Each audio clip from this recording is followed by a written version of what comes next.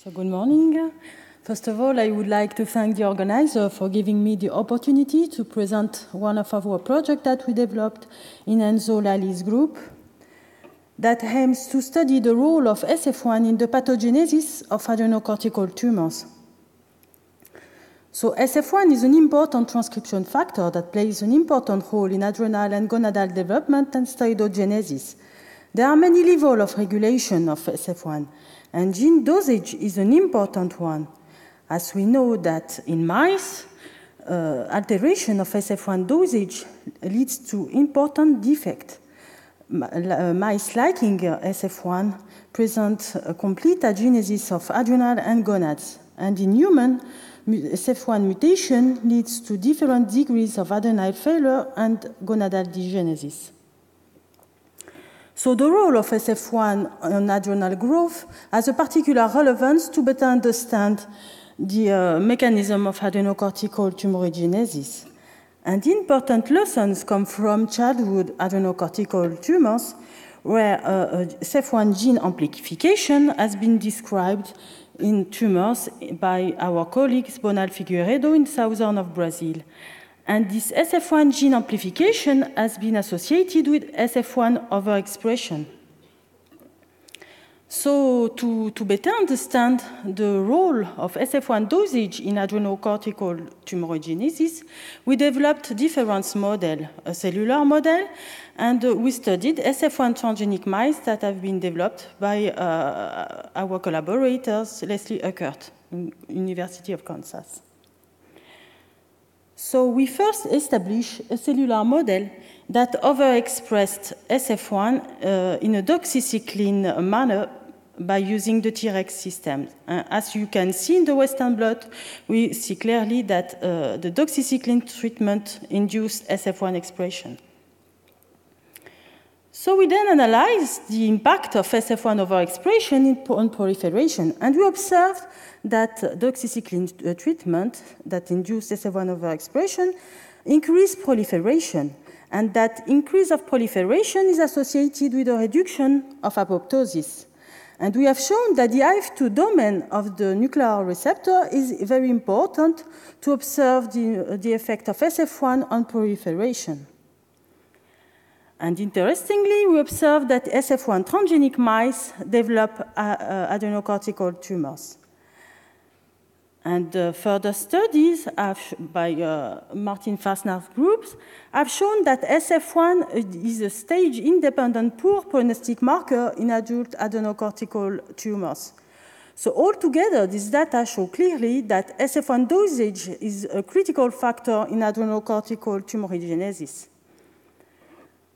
So to better understand how SF1 dosage is connected to gene regulation expression, we analyzed the transcriptome profile in our cellular model. And our analysis revealed that SF1 overexpression modulates a series of transcripts that are involved in different cellular pathways, in steroidogenesis and lipid metabolism as expected, but also in the new pathways like cytoskeletal dynamics and cell adhesion. So we then analyze the gene expression profile and compare the gene regulation after SF1 knockdown or SF1 overexpression. And we observed that only a small subset of genes overlap between each conditions, meaning that SF1 dosage regulates distinct categories of genes in adrenocortical cancer cells. But it's interesting to note that some genes follow a bell-shaped pattern expression, depending on SF1 dosage. And we have found NOV, that we have previously shown to be a pro-apoptotic factor important in adrenal growth and also in adrenocortical tumorigenesis, is an example of those genes. So to improve our understanding of how SF1 dosage regulate gene expression, we performed a regulome study by analyzing the genome-wide distribution of SF1 binding sites in basal and overexpression condition. And so we perform these experiments by using ChIP-seq approach. Briefly, protein-chromatin interactions are first cross-linked in situ, and specific DNA fragments are co-immunoprecipitated and sequenced to identify genome-wide sites associated with SF1. And before analysis, we check the efficiency of ChIP. And first, we observe that SF1 overexpression is associated with the high increase of binding sequence, particularly in proximal gene region. And moreover, we observe an overlap between genes in whose proximity SF1 binds sites who are detected in basal and overexpression condition. So we then analyze the relationship between SF1 binding and gene regulation depending on SF1 dosage. And we observe that the highest association is observed between genes in whose proximity SF1 bound in overexpression condition and genes that are upregulated by SF1 overexpression. And inversely, we observe no association between genes that are upregulated in whose proximity SF1 bound but in basal condition, and genes that are upregulated by SF1 overexpression. So to simplify this figure, we can say that the differential SF1 binding in basal and overexpression condition has a significant impact in gene regulation. So we then analyze the binding sequence that are enriched in ChIP-seq experiments, and we, by using different algorithms, and we observe a highly significant enrichment of SF1 consensus sequence. But unexpectedly, we found a high significantly enrichment of a sequence that matching perfectly with REST binding sites. REST, for repressor element silencing transcription factor, is a 116 kilodalton protein that has been described as a transcriptional repressor of expression of neural gene in non-neuronal cells and plays a broader role in neural gene expression. There is some data that support that REST is a tumor suppressor in human cells. And in adrenocortical cells H295R, REST has been described to be involved in the regulation of aldosterone and cortisol production. So we then analyzed the functional interaction between SF1 and REST. And we found by using gel shift approach that SF1 has the capacity to bind to REST sequence. And by co-immunoprecipitation approach, we have shown that SF1 interacts with REST. So this data suggests that REST and SF1 could have an important function in regulation of gene expression in steroidogenic cells. So we then analyzed the impact of SF1 dosage in REST-regulated gene expression. We first observed that REST regulates a small subset of genes, but that the overexpression of SF1 reshaped the repertoire of REST-regulated genes by relieving the repression of REST target genes. Moreover, we observed that the genes that are positively regulated by REST was inhibited by overexpression of SF1.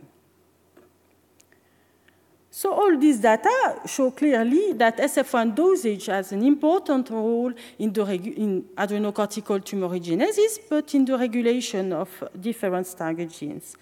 So all these data open new perspective on potential targeted therapies in ACC by using small molecules that can modulate SF1 activity. And our recent studies have shown that SF1 inverse agonist from the family of isoquinolinone has the capacity to counteract SF1 overexpression effect on proliferation. So in conclusion of this first part, we have shown that SF1 dosage is a critical factor for adrenal tumorigenesis. Our transcriptome analysis revealed that SF1 dosage regulates distinct categories of gene in H295R, and we identified new SF1 targets. Our regulome studies led us to permit the localization of SF1 genomic binding sites that differs with SF1 dosage and is correlated with change in gene expression. We have shown a new functional interaction of SF1 with REST in adrenocortical cells, suggesting that REST may have a broader role in regulating tissue-specific gene expression. And our pharmacological studies revealed that SF1 inverse agonist may represent a potential therapeutic tool for ACT disease. So in the second part of my talk, I will present you new data concerning a new SF1 target, FATE1. FATE1, for fetal and adult testis express transcript, is located on X chromosome and has been identified as a cancer testis antigen. Cancer testis antigen are a family of proteins whose expression are normally found only in the testis, but it could be detected in some tumors. And so we confirmed by other approach that SF1 overexpression induced the expression of FATE1 and by Western blot and also by immunofluorescence microscopy.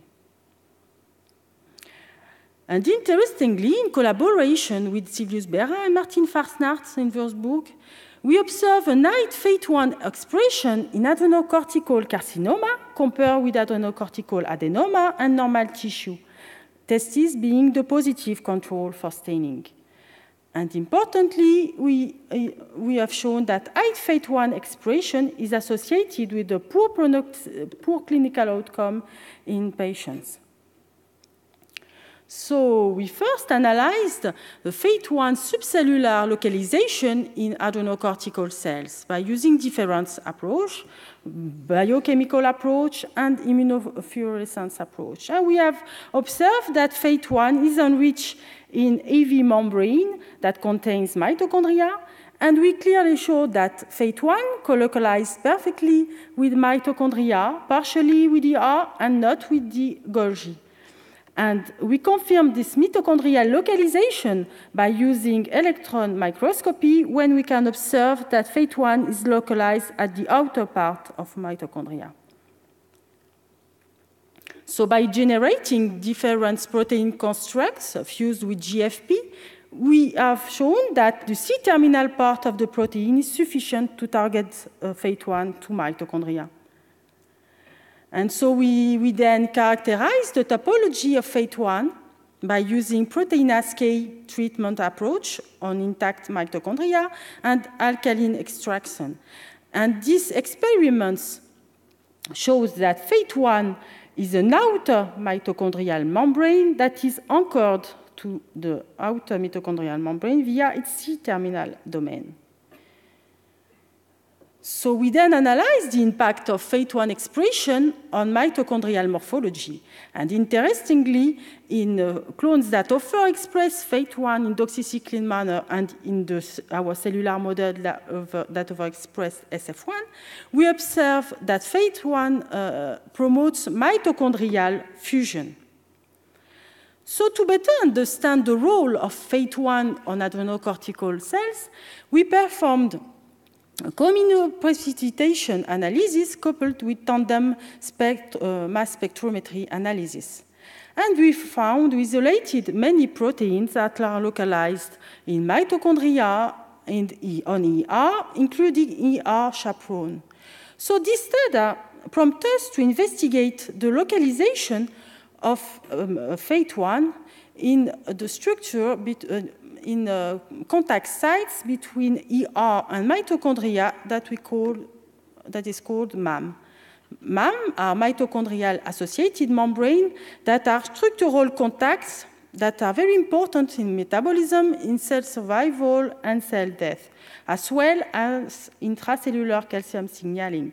And we have shown that FATE1 and other partners that we have identified by mass spectrometry that FATE1 is enriched in this MAM structure. So we then analyze the impact of FATE1 overexpression on ER mitochondria contact sites and distance. And by using two different complementary approaches, based by measuring the colocalization between ER and mitochondria, and the second one using a split GFP-based probe approach, we have shown that FATE1 overexpression decreases the ER mitochondria contact sites, meaning that it increases the distance between these two organelles.